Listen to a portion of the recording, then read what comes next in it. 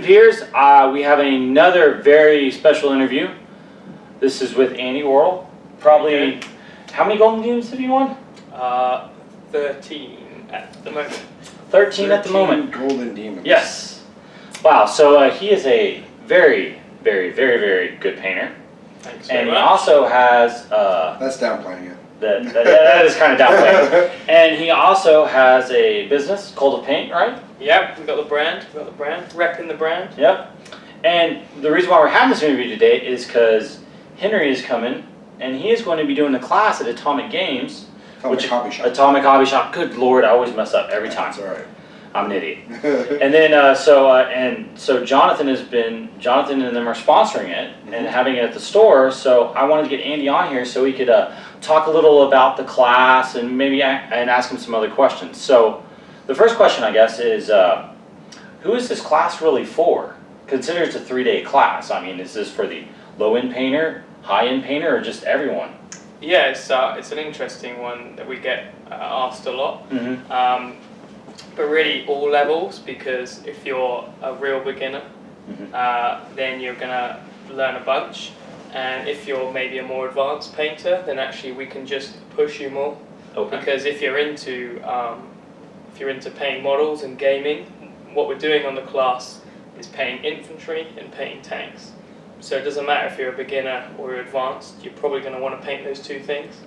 And like I said, if you're a beginner, it's not going to be scary. You've probably just got more to learn. And then if you're maybe already advanced, we can take you up one notch or learn some little things. And actually a big part of it is just maybe coming up with a structure. Because the class is so structured, we give you a real logical order into approaching sort of army painting. Okay. So I think, yeah, all skill levels. I mean, we had a couple guys where they painted their first ever miniature on the class. Oh, nice. And we didn't know. They're like, that's awesome. they kind of mentioned it, like, yeah, this is one of the, it's kind of the first thing I've done. And we thought they meant the first time they used an airbrush, but no, first model, period. Wow, We're like, wow. That's awesome. So Yeah. So in the class you go airbrush and brush? Yeah, so how to combine both and make the best use of it. So Awesome. yeah. Awesome. That is really good, guys. So y'all did hear that. So don't be scared to sign up for the class if you've only painted 2 models. They'll get you where you... Because I think actually for me, it'd probably be better if I was a brand new painter walking into this class, because I could actually start from having no bad habits, and just go full blown and just learn more about every single light source and all the other techniques they'll teach you there. So Or changing your habits. or changing my habits, Yep. which is exactly why I bought a airbrush this weekend. You did. Yeah, You first did. airbrush, so yeah. First step. So back since this all is really a hobby and we're painting 40K miniatures most likely, what actually got you into the hobby?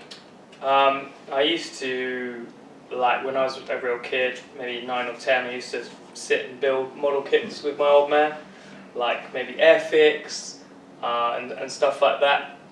And I can remember it really clearly, but I walked into just a generic toy store where you would buy like Airfix and stuff, and it had all the planes, and then I just saw the Space Marine bike.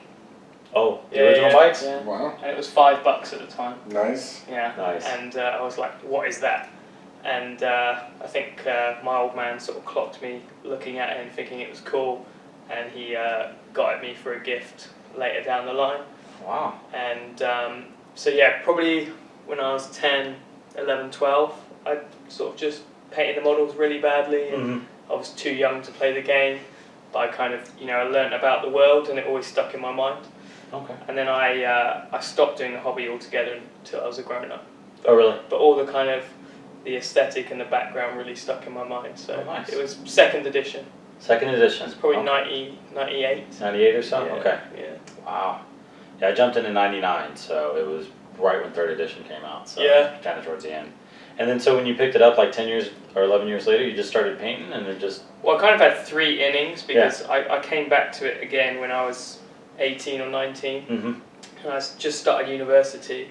And somehow, like some of my friends there, we said, oh, we did that when we were kids, and we played games. So I didn't really paint. I painted just to play. I've still got them. They're really bad. But yeah, we played games for maybe 2 years, Okay. in 2006 to 2008, and then stopped altogether.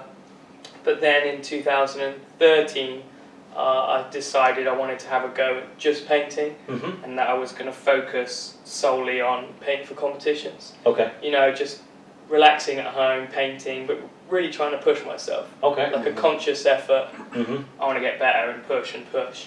And then I did my first show in 2014, Okay. which was Golden Demon Classic at Coventry. I think it was the Okay. first one they did in Coventry in 2014, and I was hooked since then. Jeez. Wow. Wow. 4 years. How'd you improve your skill? Books, YouTube, what'd you do? Actually, to be really honest, I did not really many tutorials at all, but like looking at what I wanted to achieve and just going, well, how's he done that? So like I'd look at the models I liked and be like, well, that's the coolest thing I've ever seen. And then just really looking at, just staring at the computer screen and going, how's he done that? And having a go and doing a bad job to start with, That's awesome. but rinse and repeat, Yeah, it's practice. I think I did like 4 or 5 Blood Angels before I did a Blood Angel squad that I entered into a competition. Okay. So, yeah, just practice, pushing. So what's been your favorite model you painted so far? Favorite model, probably without bias, the Cult of Paint models. And yeah, what's her bust called? Anna. Anna, yes. Our- Sorry, our- totally slipped my mind. Our first miniature is a female sci-fi figure called Anna, and I think probably the bust is my favourite that Okay. I've done, because the satisfaction of doing like your own miniature Mm-hmm. is Yeah. something I've not experienced before, because it's all very well, doing miniatures from other manufacturers, but when it's like your own, Mhm. it just feels awesome. And also, I guess I felt pressure because I'm like, well, this is my brand and I'm painting it, so it kind of has to be good. Mm-hmm. And actually going into it, I was probably nervous because I was like, can I make this look awesome? And it just turned out better than I thought it was going to. So I think that miniature for sure. I actually followed you on Instagram while you were painting, and I think Yeah. you did the roll. Yeah. I think you tried like 3 or 4 different ones before you finally decided, because I think you posted like first you were gonna do a camo or something like that. Yeah, that's right. Yeah, I was watching. I was just I like, did like a blue camo Yeah. and then the green one. Yeah. yeah, I exactly. watched it and I was just like, that's amazing, and he's not even decided if he wants to go with that yet. So Well, that's it. That's why it's Yeah. kind of my favourite, because Yeah. I kind of had a rough idea, Mhm. but like you never know what it's going to turn out like. Yeah.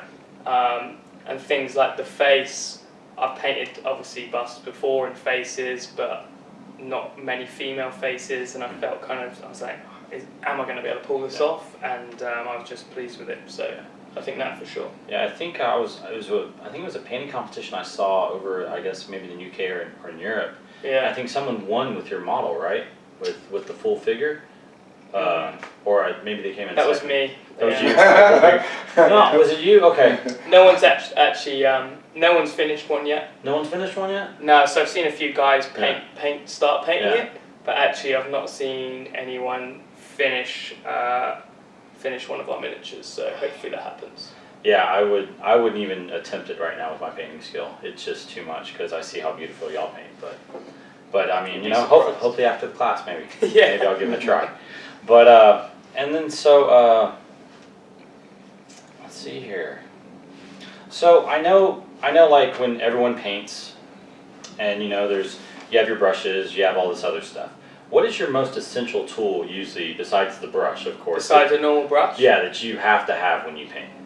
I think light. Light? Yeah, like when we do the classes and people bring their lights, Mhm. sometimes they bring really crap ones. Okay. And I'm like, how are you doing this? Okay. And I remember when I was painting on a coffee table like this, hunched over the sofa with a little terrible light, and then I got my first sort of overhead big triple bright lamp, and I was like, this should be the first thing I buy.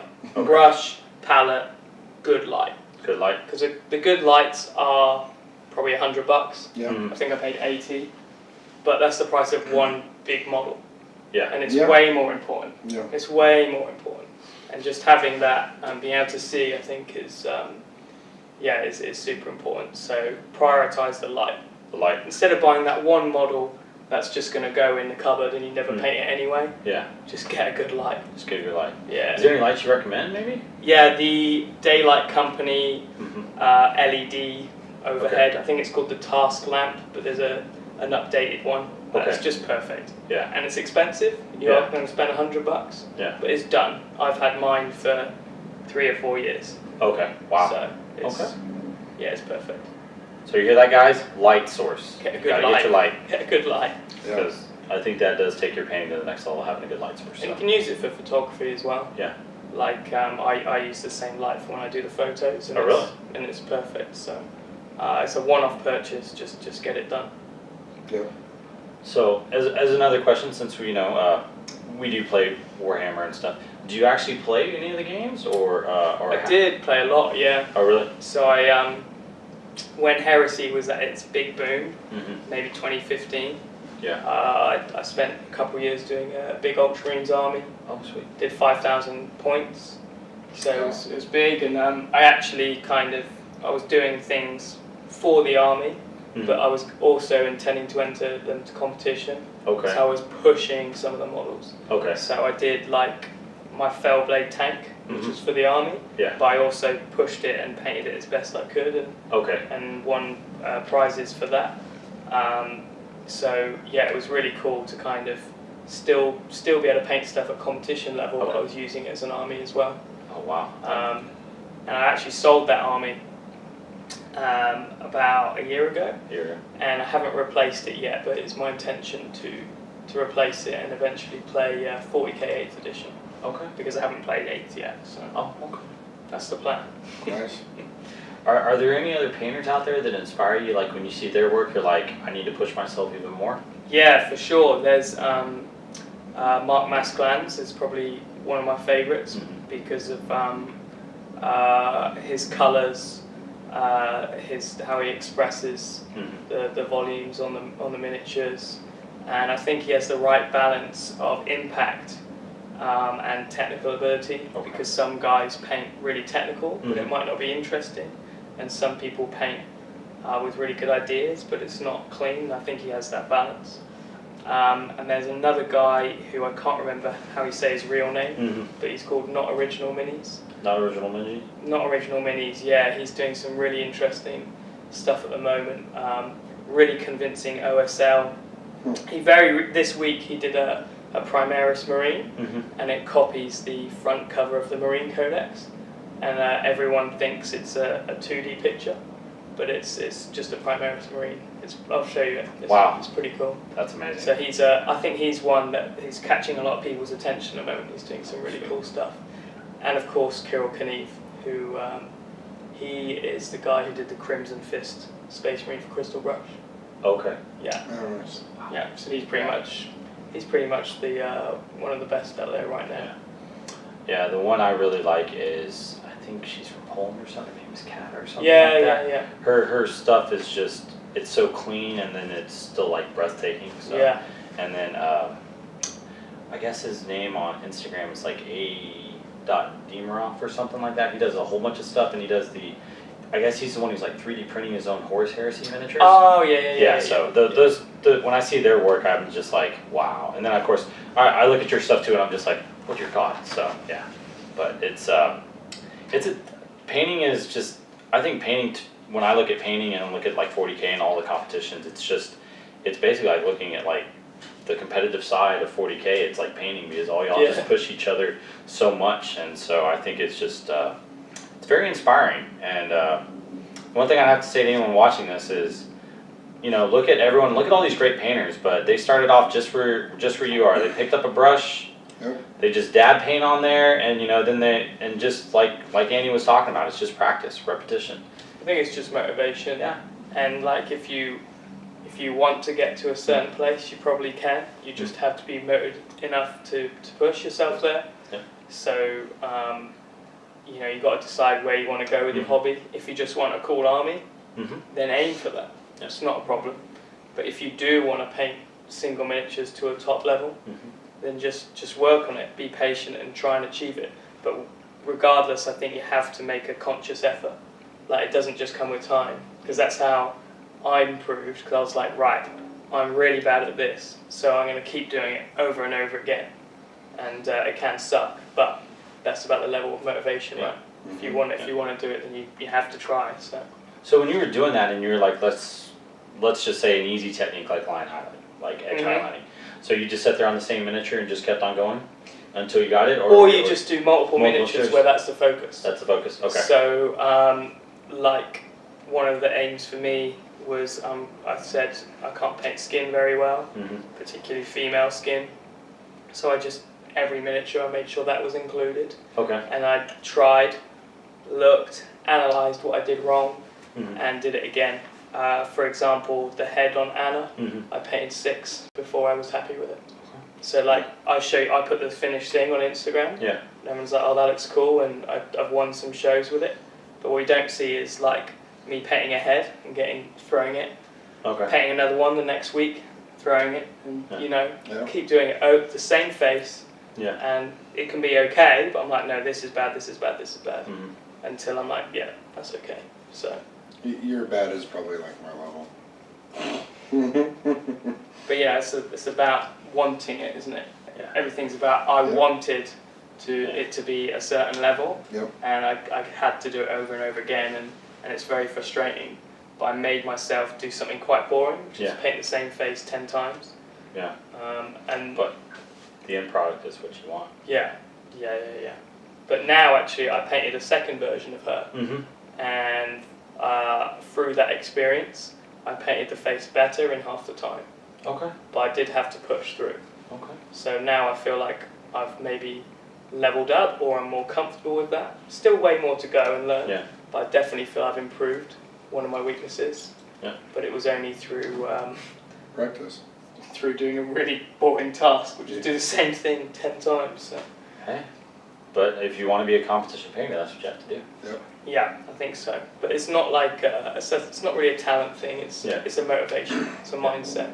Yeah. So I think that's the most important. That's awesome. That's actually a good life lesson right there. Yeah. It really is. If you want something, you got to go for it and just keep on doing it till you get it. I wish I had the same motivation for everything else. But hey, you are doing this. We're in Las Vegas. Yeah, you're in Vegas right now. You put on a paint show here. And how many? What was there? 10, 11, 12 people in the class? 47. 47. So you taught 47 people today. Yeah. We had a few repeats, but I think we did 47 tickets from the 4 classes. Nice. That is amazing. That's awesome, yeah. So I would. And you're going on tour. Yeah. In the U.S. Yeah, loving it. Yeah. So. It's my first US class actually. Oh really? Okay. Yeah. Okay. And I loved it. There was a lot of enthusiasm and motivation, and I feel like they really appreciated it and made me feel really welcome. And it's probably one of my favourite experiences in terms of teaching. Awesome. Yeah, really liked it. There was a noticeable difference in the enthusiasm to the hobby with the Americans. Yeah. Yeah, I really noticed it. Good job, America. Good job, guys. America. Yeah. So yeah, I want to come back as much as I can, really. Yeah. Awesome. So maybe could you give me a little more insight into Henry and like his experience and stuff? Yeah. So me and Henry had taught together for over 3 years. Okay. Together, and then we decided to rebrand or just come up with this brand called Cult of Paint because we knew we wanted to do miniatures as well as classes and then do other things to basically support the hobby. Okay. And we called it Cult of Paint because we think everyone into this hobby is part of this little cult. Yeah. So it's kind of a play on it because we're not saying that the cult is us. Yeah. We're saying everyone who does hobby is in this cool little cult, and that's kind of our intention with it. So whether you do gaming, it's not like a snobby thing. Yeah. Like, you know. Yeah, it's kind of a cult, isn't it? Yeah. Yeah, we are. Like everybody here, everything's really cool with when we're in the gaming hall. Immediately go out, everyone's like, "What is that? What's that board?" Like it's common ground. Yeah, exactly. Yeah. And most people that are into the hobby are into it. Yeah. Oh yeah. Not many do it half-assed. No, you can't. Yeah. No. Yeah. If you do it half-assed, you end up just leaving. Yeah. Yeah. So. Yeah, I mean, once you're invested in this, you're definitely invested in this. My wife should know with the room at my house. that's my room and I have too much stuff in there, but she allows me to have it, so. As long as it doesn't leave the room, right? As long as it doesn't leave the room. Only books can, because, you know, I have to read them in my bed, but other than that, everything else is in that room. No miniatures. Yeah. But no, so Henry takes the lead on the army painting classes. Yeah. So I help with them as well, Mm-hmm. but he's kind of the lead on that. Okay, cool. And then when maybe I do the brush-based classes, then I take the lead and Henry kind of supports me. Awesome. So we decided to like have us focus on both those elements, so we kind of cover all ground. And I think we're really good at making up for each other's kind of weaknesses. Cool. In terms of running the brand. Yeah. So Henry's the organised one, Okay. and yeah, so it's really great. So, does Henry live over there in the UK, or does he live here in the States? Actually, it's really cool because me and Henry have always lived a few hours apart. Oh, really? But as of last month, we live he's in Bristol, and Okay. I'm in Bath, and they're Oh. 12 miles apart. Oh, nice. So, Nice. so Awesome. hopefully, we can hang out a bunch more. So That's awesome. That's yeah, awesome. so it's cool. Well, guys, I don't want to take any more up of Andy's time here. You know, I want to, I just want to thank him for being on, taking this time to give us an interview and Pleasure. to really explain a lot about Cult of Paint, the class that they're going to be putting on, and just in general, just the great hobby tips and everything he just gave us. So, one of the best painters in the world just gave y'all, and he just told y'all, just paint. Just Practice over and over again, and you'll get better. And if you guys can make the class, it's in April. You can visit on Facebook, go to Atomic Hobby Shop. We have the event on there for April, and there's the link to their website that you can purchase the tickets. I think there's only a handful of tickets left. It's a very limited class, so you get that very close hands-on treatment. So if you can make out to Houston, major hub, so come definitely sign up. Yeah, definitely do it, and their website is www.cultofpaint.com. Cultpaint.com. Yeah, it is and you can see Andy's Anna on there, which is a beautiful model. It makes me cry. Yeah. So. Yeah, you can buy the tickets on there and miniatures too. Yeah. So. Yep. Yeah. So other than that, guys, I appreciate y'all watching, guys and gals, and we'll talk to y'all later, and see y'all. Peace out. And be sure to subscribe below as well. We'll put the ticket purchase link in the comments below as well if you want to just go directly there. Yeah.